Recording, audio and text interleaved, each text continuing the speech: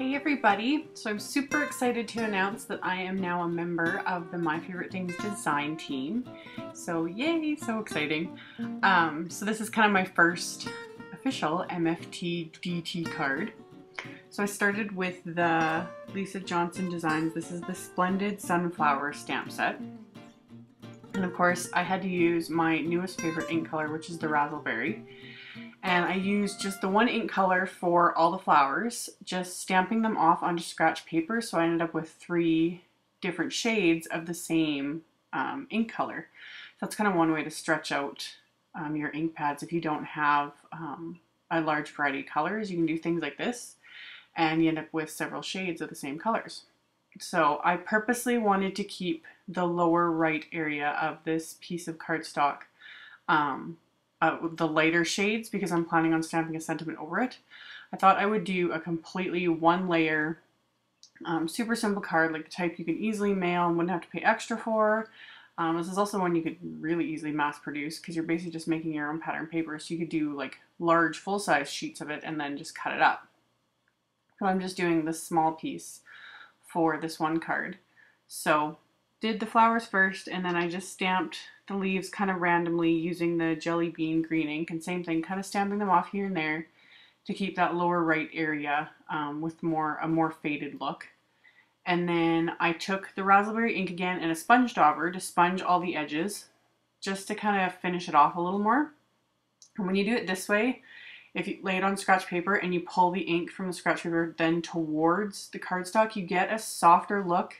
It's a little more even and uniform when you're sponging, but FYI, it will destroy your little sponge daubers. Like, just doing this one piece, my sponge dauber is already kind of cut up, so you kind of pay for that nicer look by wrecking your sponge daubers, but it does look really nice. But if you do it the normal way and you just drag it off the cardstock, it's not as bad, but you don't get as nice of a look. So anyway, I did that, and then I got out my trusty, just my color spritzer, and I grabbed a couple of markers that were similar to the ink colors, just to give, again, a little more texture, to kind of fill in the white space a little bit and to make it look more like, you know, custom pattern paper. So I just used a brown ink and a pink ink to do that, just to kind of fill in those areas and give it that little bit of texture. And then once that was done, I grabbed my sentiment, and this is one from the Lisa Johnson Designs. This is the Grand Greeting set. And I lined up stamp first just on my mat, and then used my acrylic block to pick it up. And that's just one way to kind of get your sentiments a little straighter, especially if you have a hard time eyeballing it. By using the grid lines on the mat and the grid lines on your acrylic block, you can kind of make sure your sentiment's straight. And then just line everything up. And then I inked up the stamp with my go-to VersaFine Onyx Black ink, and then stamped that onto my card front. And that's it for the card front. Like, this is a super simple card. So once I got that done, I'm just going to adhere it to the card base, which is, again, the Razzleberry cardstock. I just love this color. This is just, even in clothing, this is like my color. So yeah, seeing it in ink and cardstock just makes me happy. So did that, and then on the inside I just cut another piece of white cardstock, and this time I'm stamping the images in their full saturation, so no stamping off, no faded areas.